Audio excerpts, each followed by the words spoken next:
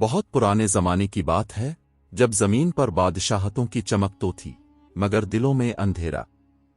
جب لوگ قسمت کو تقدیر کا بہانہ بنا کر اپنی کمزوری چھپا لیتے تھے، اور کچھ ایسے بھی تھے جو صبر کو اپنی طاقت بنا لیتے۔ انہی دنوں ایک شہر تھا نورآباد، جہاں شام ہوتے ہی ہزاروں چراغ جل اٹھتے اور مسجد کے مینار سے آتی اذان دلوں میں سکون ڈال دیتی۔ مگر ان روشنیوں کے پیچھے ایک نوجوان ایسا بھی رہتا تھا جس کے حصے میں شاید اندھیرا ہی لکھا تھا۔ اس کا نام یوسف تھا۔ یوسف ایک مزدور کا بیٹا تھا۔ چھوٹے سے گاؤں چاند گڑھ میں اس کی پرورش ہوئی۔ اس کی ماں نرم دل اور عبادت گزار عورت تھی جو ہمیشہ کہتی، بیٹا، رزق ہاتھ سے نہیں نیت سے ملتا ہے۔ مگر یوسف کی زندگی میں جیسے کوئی سکون نہیں تھا۔ کبھی کھیت سوکھ جاتے، کبھی مزدوری نہ ملتی۔ لوگ کہتے، اس لڑکے کے نصیب میں دکھ ہیں، چاہے جتنا چاہے قسمت اس کے خلاف ہے۔ یوسف خاموش رہتا، مگر دل کے اندر سوال اٹھتا کہ کیا واقعی انسان کی تقدیر لکھی جا چکی ہوتی ہے؟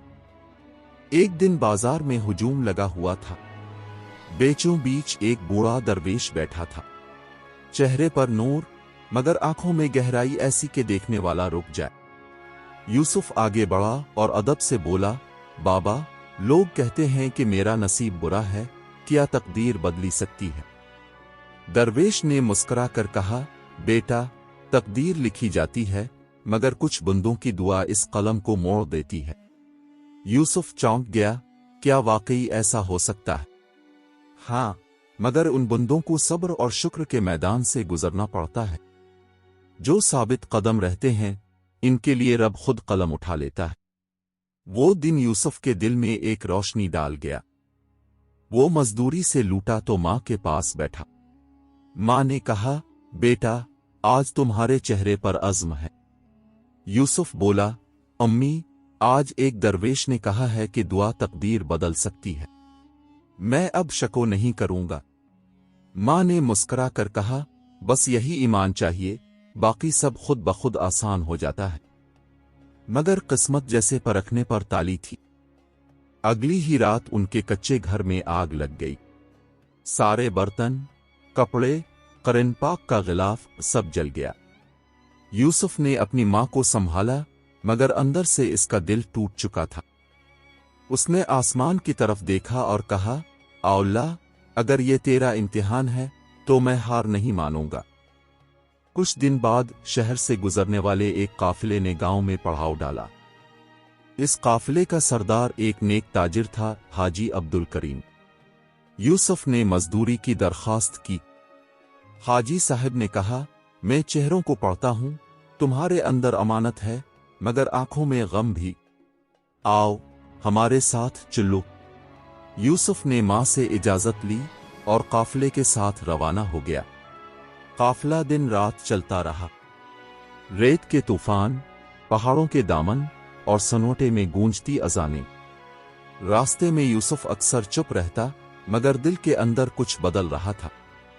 اسے لگنے لگا جیسے وہ کسی غیر مرئی سفر پر ہے، شاید اپنی ہی تقدیر کی تلاش میں۔ ایک رات جب قافلہ ایک پرانی وادی میں پہنچا تو ہوا میں خوشبو پھیلی۔ چاروں طرف سنوٹا تھا مگر فضا میں ایک نور کی جھلک۔ یوسف آگ جلانے لگا۔ اچانک سامنے ایک سفید لباس میں درویش نمودار ہوا۔ وہی چہرہ، وہی سکون۔ یوسف کے ہاتھ سے لکڑی گر گئی۔ بابا، آپ؟ درویش نے کہا، تم نے سوال پوچھا تھا کہ تقدیر بدل سکتی ہے یہ نہیں، آج تمہیں وہ جواب عمل سے ملے گا۔ 7 دن بعد تم 3 آزمائشوں سے گزرو گے۔ ہر آزمائش تمہاری لکھی ہوئی تقدیر کی لکیر بدلے گی۔ اگر تم صبر کر گئے تو قلم تمہارے حق میں جھک جائے گا۔ یوسف کے دل میں عجب سا یقین جاگا۔ میں تیار ہوں بابا، درویش نے مسکرا کر کہا، پہلی آزمائش دینے سے پہلے دل میں نیت صاف کر لو، جو دل میں شک ہو وہ دعا کو کمزور کر دیتا ہے۔ یوسف نے آنکھیں بند کیں اور دل سے دعا کی، اے رب، مجھے اپنی رضا کے راستے پر چلا دے، چاہے وہ کتنا ہی مشکل کیوں نہ ہو۔ اگلی صبح سورج کی روشنی کے ساتھ پہلا امتحان شروع ہوا۔ قافلہ ایک گاؤں پہنچا جہاں قحط پڑا تھا، لوگ بھوکے، بچے نڈھال۔ حاجی صاحب نے قافلے کا کھانا تقسیم کرنے کا حکم دیا، مگر تھیلے کم تھے۔ یوسف کے حصے کا کھانا ایک بچے کو دے دیا گیا۔ وہ ساری رات بھوکا رہا، مگر کسی سے کچھ نہ کہا، بس دل ہی دل میں بولا، شکر ہے کہ میں دینے والوں میں سے ہوں، لینے والوں میں نہیں۔ رات گزر گئی۔ اگلی صبح اس نے دیکھا وہی درویش دور پہاڑ پر کھڑا مسکرا رہا تھا۔ یوسف سمجھ گیا پہلا امتحان مکمل ہو گیا ہے۔ قافلہ 3 دن کے سفر کے بعد ایک بڑی وادی میں پہنچا۔ یہاں ہوا تیز تھی، آسمان ابر آلود۔ حاجی عبد الکریم نے کہا، یہ جگہ بدنام ہے، کہتے ہیں یہاں جادوگر رہتے تھے، مگر اب سب ختم ہو چکا۔ یوسف کے دل میں مگر سکون تھا۔ وہ جانتا تھا کہ تقدیر کی لکیر بدلنے کے لیے روح کے اندر طوفان برداشت کرنا پڑتا ہے۔ دوسری رات قافلے کے اونٹوں میں سے ایک اونٹ غائب ہو گیا۔ شور مچ گیا۔ سپاہیوں نے تلاشی لی اور یوسف کے خیمے کے قریب کچھ سکے ملے۔ فوراً الزام لگ گیا، یہی چور ہے۔ یوسف حیران رہ گیا، میں نے کچھ نہیں کیا۔ مگر حاجی صاحب غصے میں بولے، میں نے تم پر بھروسہ کیا تھا، تم نے دھوکہ دیا۔ یوسف نے خاموشی سے کہا، اللہ گواہ ہے، میں بے قصور ہوں۔ سب نے قافلے سے نکال دیا۔ رات کے اندھیرے میں وہ تنہا ریت پر چلتا رہا۔ قدموں کے نشان مٹتے جاتے، مگر اس کے دل کی روشنی بڑھتی گئی۔ جب وہ وادی کے بیچ پہنچا تو پھر وہی درویش سامنے آیا۔ تم نے شک کے بدلے خاموشی اختیار کی، یہ دوسرا امتحان تھا، تم کامیاب ہوئے۔